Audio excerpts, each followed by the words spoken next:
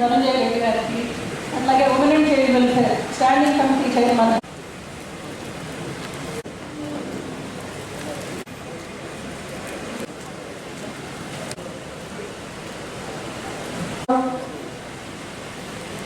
జిల్లా పరిషత్ general body మీటింగ్కు పిలిచిన వెంటనే మన చిత్తూరు జిల్లా కలెక్టర్ గారు స్పందించి రావడం చాలా ఆనందంగా ఉంది. అదేవిధంగా మనకు అన్నమయ్య జాయింట్ కలెక్టర్ గారు, తిరుపతి ఆర్టీఓ గారు, మనకు స్పెషల్ ట్రైనింగ్ కలెక్టర్ గారు, సిఇఓ గారు, Zilla Parishad vice chairmans, standing committee chairman, మరియు జిల్లా పరిషత్ సభ్యులు, ఎంపీపీలు, జిల్లా అధికార యంత్రాంగం అందరికీ కూడా పేరు పేరున నమస్కరించుకుంటూ ఈరోజు చిత్తూరు జిల్లా పరిషత్ సర్వసాధారణ సభలో చిత్తూరు జిల్లా ప్రగతి అభివృద్ధి గురించి మనం చర్చించుకోవాల్సినటువంటి అవసరం ఉంది. రాష్ట్ర ప్రభుత్వం గౌరవ ముఖ్యమంత్రి చంద్రబాబు నాయుడు గారి ఆధ్వర్యంలో, డిప్యూటీ సీఎం పవన్ కళ్యాణ్ గారు పంచాయతీరాజ్ శాఖ మంత్రి గారి ఆధ్వర్యంలో ముందుకు నడుస్తూ ఉంది. ఈ మధ్యనే ప్రభుత్వం వచ్చిన వెంటనే కొత్తగా ఎన్టీఆర్ రైతు భరోసా పెన్షన్ కార్యక్రమం ఇవ్వడం జరిగింది. అలాగే ఉపాధి హామీ పథకం కింద మండలానికి యావరేజ్గా 2 కోట్లు మంజూరు చేస్తూ కాలువలు, డ్రైనేజ్ కాలువలు కానీ, సీసీ రోడ్స్ కానీ ఇవ్వడం జరిగింది.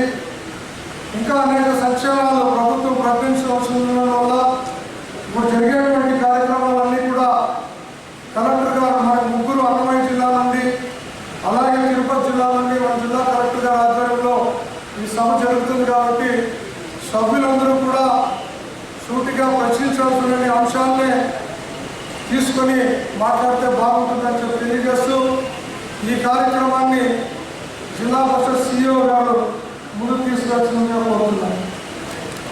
ఈరోజు సర్వసభ్య సమావేశంలో మనం 10 అంశాలు, ముఖ్యమైన అంశాలని అధికారులు పెట్టుకోవడం లేదు.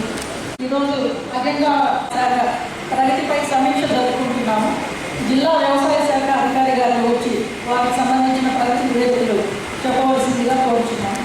వేదికను అలంకరించిన అందరికీ కూడా నా నమస్కారాలు.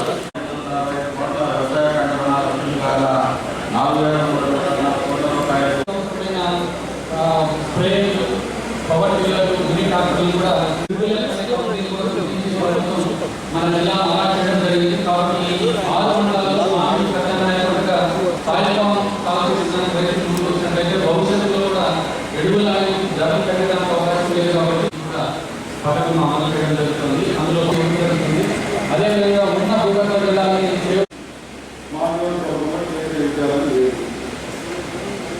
అది ఉన్నప్పుడు ఏమైందంటే ఇంకోటి చూసారంటే నవోదయ స్కూల్స్లో కంప్లీట్ డేటా రాస్తుంది.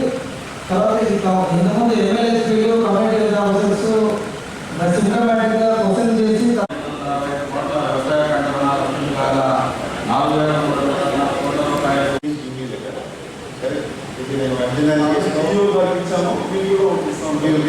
సపోజ్ డీల్ నుంచి సరైన రెస్పాన్స్ కాకపోతే జస్ట్ ఒక కాపీ నాకు మార్క్ చేస్తే అది అండ్ డెప్యూటీ ఫండ్ నుంచి జస్ట్ బోర్వెల్ ఎక్కడైనా ఇష్యూస్ ఉంటే 100% మీరు సాక్షిగా ఈరోజు మినిట్స్ కూడా రాసిస్తాము.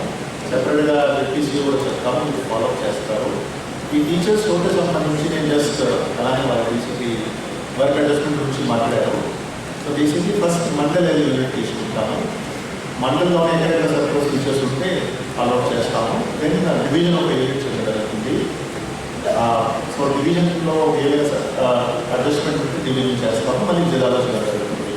సో ఈ వర్క్ అడ్జస్ట్మెంట్లో ముఖ్యంగా మ్యాక్సిమం మండల్ లెవెల్లోనే అడ్జస్ట్మెంట్ చేయడం జరుగుతుంది. యాక్చువల్గా టీచర్ షార్టేజెస్ ఉన్నాయి.